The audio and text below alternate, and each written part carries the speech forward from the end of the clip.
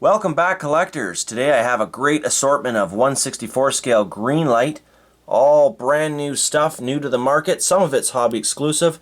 Most of what you see here is getting opened up for a full review. Highlights include the brand new casting of the Golf MK1, a new livery paint job with the New York City Taxi on the '87 Chevy Caprice Classic, and the 1969 Chevrolet K10 receives a brand new off-road suspension lift. Some new iterations of the Bigfoot truck, including an all-chrome edition, this wickedly cool flame edition, which you're going to see a lot better once it's out of its plastic packaging.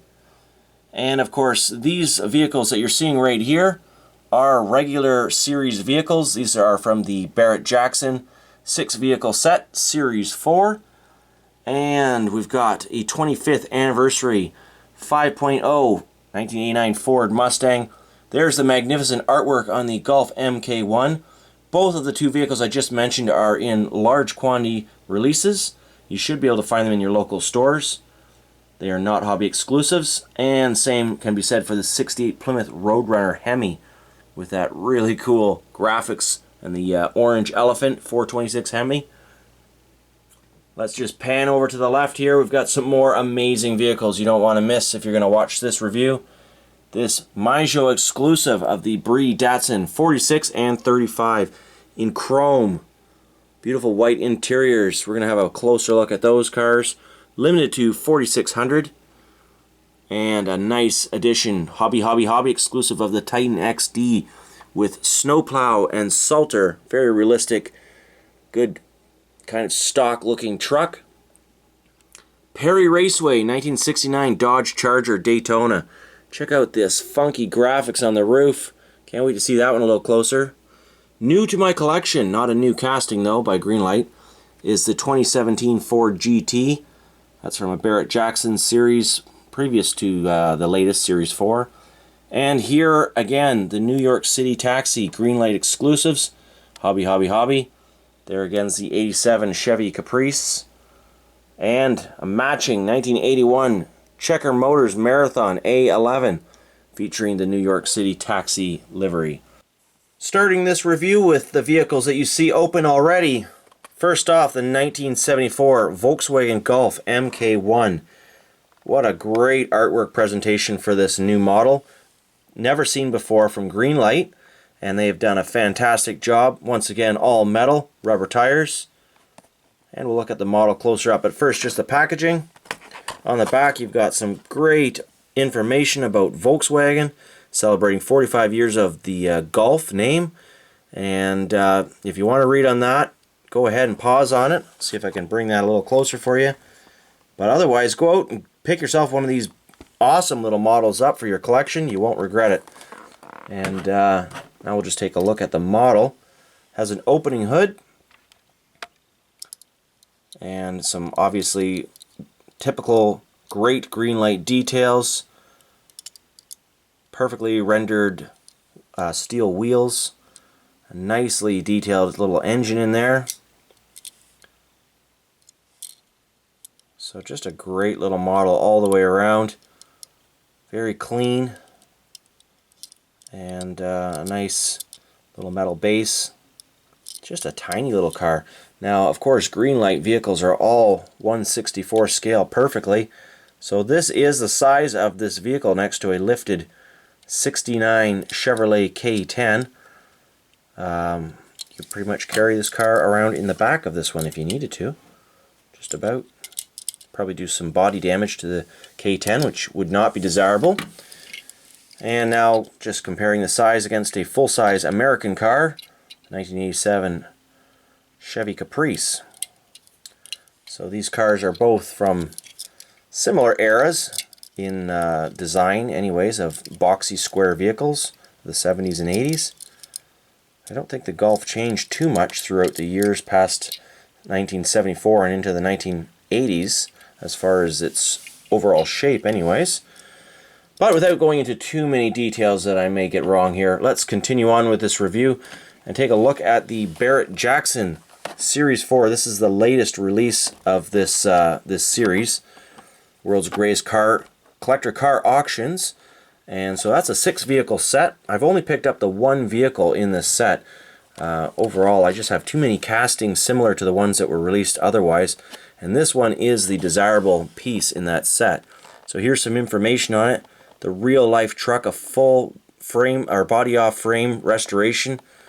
$50,000 paint job, sold for $137,000 in Scottsdale, 2019. Very, very interesting custom piece. It has a 350 cubic inch crate GM engine in it.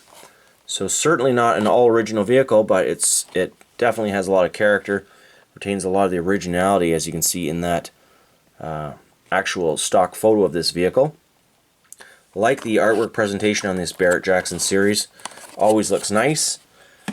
And now we'll just take a closer look at this truck without holding a little Volkswagen Golf in my hand at the same time. So as you can see, great lines on this thing, separate box from the cab for unlimited custom possibilities. The lift is achieved with these very cleverly designed plastic lifters for the axles, which you could put on other models if you so choose, I'm sure. So, some great details on the tires. The mud terrain BF Goodrich tires with those Mickey Thompson wheels. Alright, just switching gears now over to the next car I already have open up for you.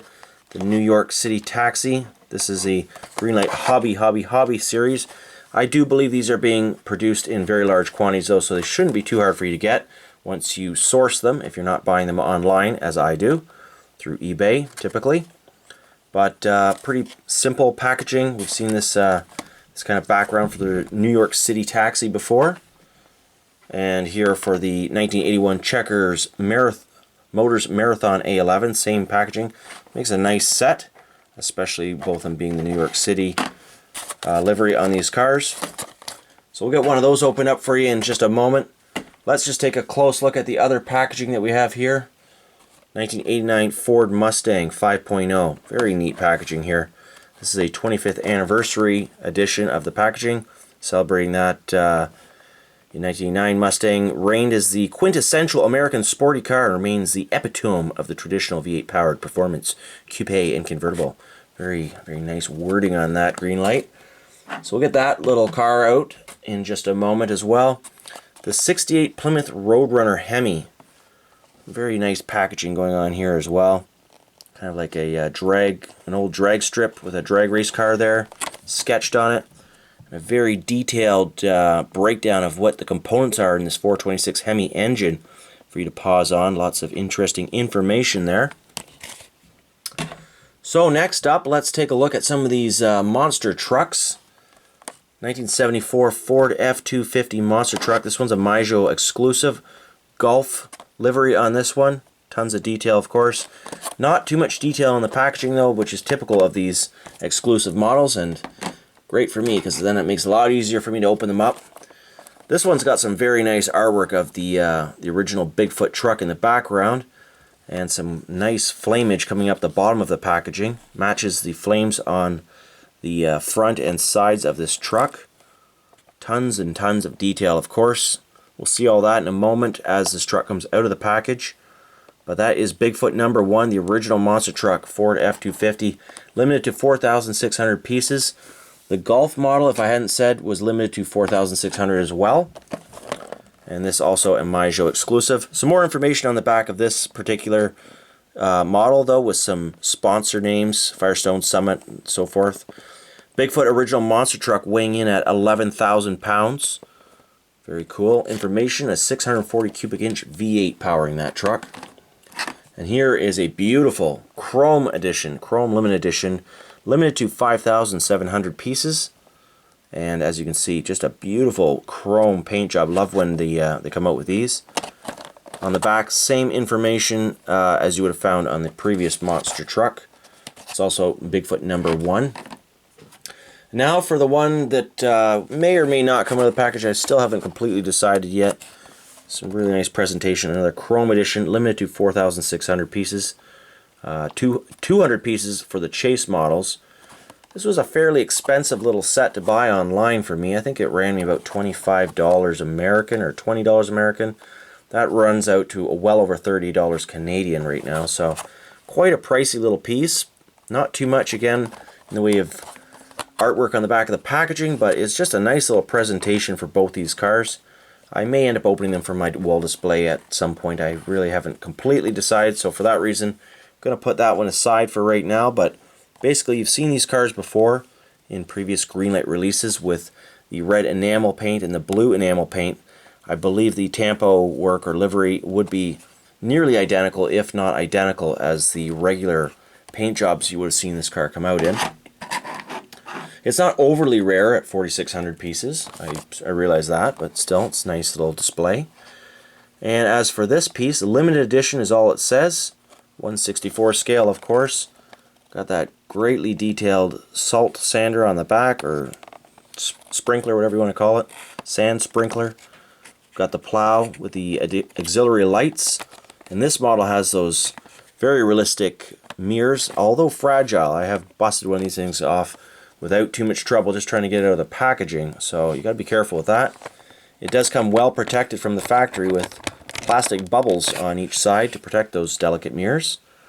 But a very nice metallic white paint job, two-tone with the dark charcoal along the bottom. My piece is number 671, 4-digit code on that one, and apparently seriously equipped. This one here I would open up, but again, this is another very long model for 1/64 scale. They don't fit in my Plano cases, and I'm running out of shelf space at the moment. So until I build more shelves, which is in consideration, I'm going to keep these larger cars in the packaging, because this one also has a fragile point. That's this rear wing on the back. I too often have knocked that thing off too, moving my cars around, and if you drop it by accident, well, it's game over for that. But really nice livery paint job on this one, that checkered roof and wing, and obviously some real history behind this car. Perry Raceway Daytona. Here you go, a little bit more information. When it debuted in 1969, few knew what to make of the Dodge Charger Daytona. They soon did, for the mighty Dodge powerhouse racked up an impressive 22 victories in its very first season. Cool. Okay. Got one more car to look at in the packaging, and that's this. I thought this was a previous part of a series, but it does appear to be part of the Hobby exclusive. So indeed, a very different type packaging than the regular series cards, which have a more rectangular. This one's got kind of a curved packaging. It's a bit taller, and a little bit more plastic and cardboard work in there. So just a quick comparison of that, the Barrett Jackson Hobby exclusive. Same type of kind of information. It tells you what the car sold for. Probably somewhere it'll say when. This one is the 2017 Ford GT. So this is a model of a car I do not have in my collection by Greenlight anyways. And I've had many a viewer tell me I should pick up this model, and now finally, I think it's been about a year or two since it actually came out. Here it is. So I'm going to tell you what I think of it when I open it up. A whole bunch of information on the back about this 647 horsepower car. So you can pause on that if you wanted to read more about it, or go to Google. So the final two cars, of course, were just those two. You've already seen those. We've talked about that. Let's get into cracking open just about all of these cars for a full loose diecast review. Let's take a look at that Marathon A11 first out of the package. And this is only the second release that I know of at this time of the Checkered Cab by Greenlight. We've got the opening hood, of course, showing a detailed engine under the hood. Extreme details all the way around. Really like the taxi light on the top of the roof. And some really nice checker stripes all the way around. White wall tires and realistic looking hubcaps. We've got the commercial license plate. New York City Taxi with the checker special tampo underneath, and the fares on the driver and passenger side doors. A very detailed, realistic metal base, as I talked about in the previous release of this car, which I'm going to touch on just for a second. The only other release at this time was from the Hobby Shop Series 7, 1978 Checker Motors Marathon A11 with a vintage gas pump. And just doing a quick side-by-side of these two cars, because from the distance, they look like the same car, almost identically, and realistically, they are basically identical cars. The checkered cab from the hobby shop. Has a slightly deeper yellow paint job. Same wheels. Thinner white wall tires though on the hobby shop versus the New York City exclusive. And the tampos and fares are basically all the same, only New York City being inserted above the Checker Special. Checker Special being larger on the hobby shop version, and also this thin pinstripe kind of running from the front fender to the rear signal light on the New York City model, which is not on the hobby shop model. And again, just no license plate on the hobby shop model. Detailed commercial license plate on the New York City model. Other than that, really no difference between these two vehicles. And even on the roof lights are almost identical, except the hobby shop version does not have the little orange lights, which are going to be hard to focus on maybe. Let's see if we can get the camera to focus here. Little orange lights on either side of the taxi that I guess would illuminate whether the car was in service or not. Perhaps this version here from the hobby shop is just not in service, as the lights are not illuminated orange. Anyways, thought that was kind of interesting, just seeing that this is still such a new casting by Greenlight. As you can see, I went a little crazy and hoarded a few of these 87 Chevy Caprice Classics, which we've already looked at. I just really like this model, especially having the New York City theme and the 87 Taxi. It's just amazing. So we've looked at the Golf, we looked at the truck. Next one out of the package, we're going to take a look at that 5.0 liter Mustang. What a great model. Slide that one out. Now this is a very detailed model. Typically when I take a car out of its package for the first time, I just give it a little buff with microfiber cloth to get any factory fingerprints or from assembly or any other little imperfections kind of cleaned up. This one has an opening hood. Zoom in on that. Nice details. Very realistic model. Great details on the back as well. Nicely detailed mufflers and engine, transmission, suspension. So a very nice little model. I like that most cars from Greenlight have the mirrors. That was one thing I was a little disappointed about on these Caprice models. It would have been nice to have some little mirror nubs just to kind of indicate, because they look a little bit like something's missing. Same with the Checkered Cab. Would have been nice to have some mirrors on them. I've noticed a lot of the newer models don't have the mirrors incorporated, unless they're something like on the Titan, where it really needs to have mirrors. Otherwise it looks really like something's missing. And I can definitely vouch for that. As I said, I've knocked one of my mirrors off another Titan model I have, and it definitely looks a little plain. So, no complaints though, just my personal opinion. Next up, we've got this beautiful Plymouth Road Runner coming out. Now this is an older diecast model from Greenlight, and it does not have mirrors. So I'm not saying that this was a normal thing from Greenlight to have mirrors molded on the cars, but always a welcome addition when they do find a way to incorporate that into their casting. This one has a very nice engine detailing going on with the radiator. You've got the engine paint orange, valve covers are black, air filters silver. Beautiful crisp closing hoods. There's no other models that I see that regularly have such nice opening parts and closing parts as Greenlight models. And of course, great details all the way around. This car incorporating the slightly wider tires that were common on the earlier Greenlight castings versus the more realistic width of tires that we find on current model Greenlight castings. Even the Mustang is a newer model than this Road Runner. Is it a Road Runner? Yeah, Road Runner. My goodness, I'm getting forgetful. And you can see the difference in tires. I don't mind the thick tires on these types of models though, because this is a probably someone's drag racing car, perhaps. Who knows? You could come up with all sorts of stories for yourself and your collection.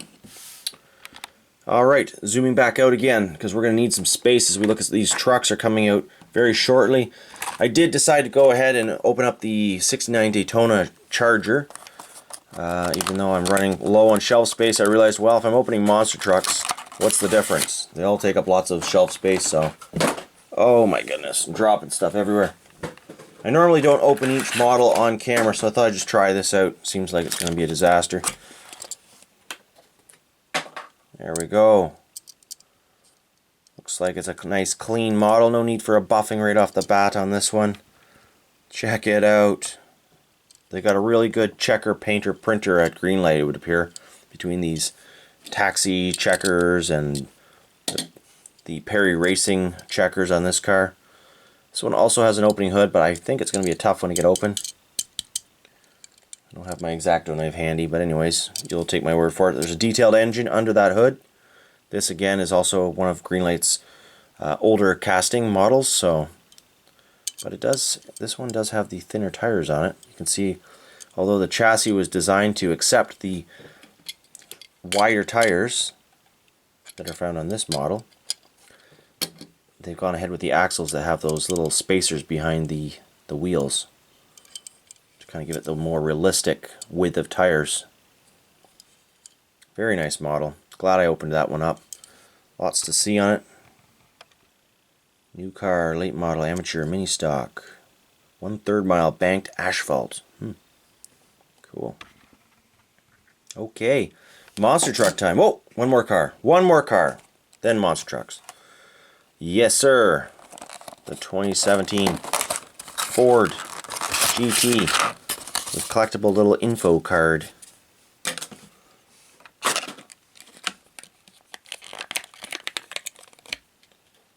See a little bit of oil on this one. Oftentimes the cars have a little bit of oil residue on them from the factory. Not really sure why. It must be something to do with the plastic packaging or maybe the new paint. Either way, it actually polishes the car up nicely when you give it a little buffing straight to the package. I don't think it does any harm to the car. I haven't seen any harm so far anyways. Can't say what exactly that will do in the long term if you leave your cars in the package, but I've seen that on other brands of cars I've opened up years later, such as Hot Wheels, and I've never seen any paint defects because of it. The main paint defects would be from chafing and vibration of the car actually in the plastic, against the plastic. Maybe that's why they put a little bit of oil in the packaging, to keep the chafing in transport to a minimum, because these cars usually come out very nice and shiny with very low defect rate, in my opinion. Beautiful shine on that car. What a nice model. As I said, this is the first time I've had this car, this model by Greenlight, in my collection. I'm loving the details on it. You can see right through. I'm not sure what those are called exactly in real life, so I'm just going to leave it at that. You can put it in the comments if you know what those channels would be. They're obviously aerodynamic channels of some kind. A fairly simple base on these lower cars, I've noticed. Very thin tires. I wonder if the tires are a little bit too thin on this model. You would think it would have wider tires, but I'm not really sure. At least on the rear, anyways. Maybe not. So, that's a nice model. I'd like to see that one next to, let's say, a vintage race car. Very cool. Not a terrific roller for some reason. Did I mention how realistic the wheels are? If you look in closely at those wheels, look at that. They've actually got the brake rotors in there with the calipers painted red. Very nice job. Those are some exceptionally... Oh, the back tire is wider. Good thing I took a second look. You got to keep in mind that you're looking at this car zoomed in on a camera, whereas I'm looking at it at normal little tiny model here. So I have to look to the camera to see what's actually going on here sometimes, especially when reading fine details or seeing fine details on the cars. That was definitely worth a second look. Look at those little marker lights too incorporated in the fenders. Really cool. Okay, so I retract my statement about the tires being possibly too thin. It appears that Greenlight has already compensated for that, probably with exact measurements. Who am I to be second guessing them? Next vehicle out of the package, one of the monster trucks. Let's go for probably my favorite out of this bunch.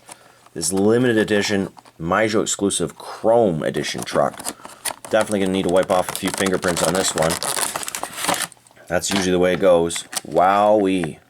Look at that. Yeah, it's got a bit of a haze, so I'm going to give it a little bit of a polish here before I go ahead and start spinning around in front of the camera for you. Get that. Whoa, there I am. Hi. Hi, guys. Mirror finish. Give it a little wipey, just enough to get this video going. Like I said, this was a new idea to film each car coming in the package. It's going to add a little bit of length to the video, but kind of a fun little thing to share with you guys. The fresh crack. Check out the details. We've seen these amazing intuitive suspensions that Greenlight has made for this model. I'm going to go in for a little zoomage. All the typical details that we've come to expect now and see on these Kings of Crunch models. That's the series anyways, when you're not buying them special exclusives like this. Series trucks, Kings of Crunch, 6 vehicle sets. They all have these very detailed drivetrains, differential covers, and in the box, the battery, fuel cell, the KC fog lights, and just check out all the details on that rear tailgate license plate, the silver chrome around the taillights themselves with the reverse lenses. Just a fantastic amount of detail. Exceptional print quality for the livery on these vehicles. So there is the Maijo Chrome version. Don't go breaking spoilers now. Okay, next vehicle. Bigfoot, number 1, a different paint job. This one is a metallic blue. And it's got some really cool artwork on the side of it. Let's just give it a quick once around, a spin around if you will. Same suspension, same tires as the previous model that we just looked at. Great details. And now let's take a look at what's going on here. We've got a little monster truck on the box under the Firestone. What does it say? See, without the camera I'd have trouble reading this. The original monster truck, Bigfoot 4x4x4 with Summit Racing Tampo, powered by Ford. Is that a 640 under there? I'm not sure. Bigfoot. It's a little bit worn off on the windshield there, but look at the carburetors. All got little paint trims on them. The fog lights painted. What a beauty.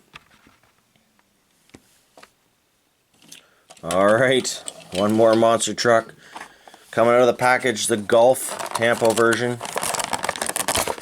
I say Tampo, but that's an old Hot Wheel term that I've used, Matchbox Hot Wheel term.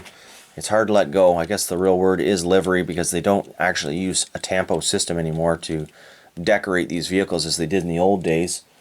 A Tampo was like actually a little sponge with the ink impregnated in the sponge, and it's pressed against the vehicle in overlapping layers, so if it blue and orange and that sort of thing would be pressed right onto the freshly painted model at assembly or shortly after assembly. But that is not how modern day decorated vehicles or Greenlight vehicles are painted, I don't think. It's probably a different sort of system, or at least a highly updated tampoing version. I really doubt that they're lining sponges up perfectly with ink on them, because you don't see that sponge effect that you often see with a tampo. It's more of like a printed on, it's almost like a printer that prints the ink and the details right in there. Then again, I could be completely wrong. I just don't think it's a tampo anymore. So if you know for sure, again, let me know in the comments. I'm always curious to learn from those that have more experience or understanding of situations than myself. It's the only way to learn. I could also do some research with Google, but that can often be misleading. So we'll just look at this golf truck. Get back on topic here. Check it out. Another awesome vehicle to add to my golf livery collection of vehicles. Another nice big Ford to add to my big Ford collection of monster trucks and other assorted pickups. Wish I could display these on my Plano cases, but they're too big. So right now I've got all my monster trucks are just starting to either collect in a box, and some of them are being parked on my diorama behind me. At some point here shortly I'm going to just do a nice big overview of all the monster trucks to date that Greenlight has released. And I think that'll be kind of interesting. Anyways, that's all the vehicles. Let's just kind of get all these trucks parked all over these taxis. Take a little zoom in. Like I said, the only vehicles I'm not opening up, the Titan XD. I just don't want it to get damaged. There's a lot of little breakable parts on it, but I think we've looked at it closely enough for you guys to decide whether you would want to add that to your collection and what you think of it. Put that one down, and then the other one, the BRE Datsun collection. I think I'm just going to hang that on my wall near my other Datsuns in the Hot Wheel Museum, or Greenlight Museum actually. It's kind of interchangeable as the cars change off the wall. In the room around you here that you see, this is technically the original room, the Hot Wheels room. It's all Hot Wheels on the wall here. But in the larger room, I have all my Greenlight, M2, Auto World, Johnny Lightning, and some old Matchbox. But those things change all the time, so I'm really just calling that the diecast museum, I guess. But it's hard to get used to saying one thing when you get started saying another thing. Just like tampos and livery. But there you go, guys. Which was your favorite model in this video? Let me know. Also, lots more videos coming. Got some new Hot Wheels car culture stuff coming out probably in the next video. And I've got a whole nother box of Greenlight regular series stuff that you'll be able to find in your Walmart. Some of it's getting a little bit stale. I've had it for, well, I'm a little bit late to the party reviewing it. But anyways, I'm going to review that in a quick video. This was the main one I wanted to get out there because a lot of cool, newish, really new castings in there. Anyways, happy hunting.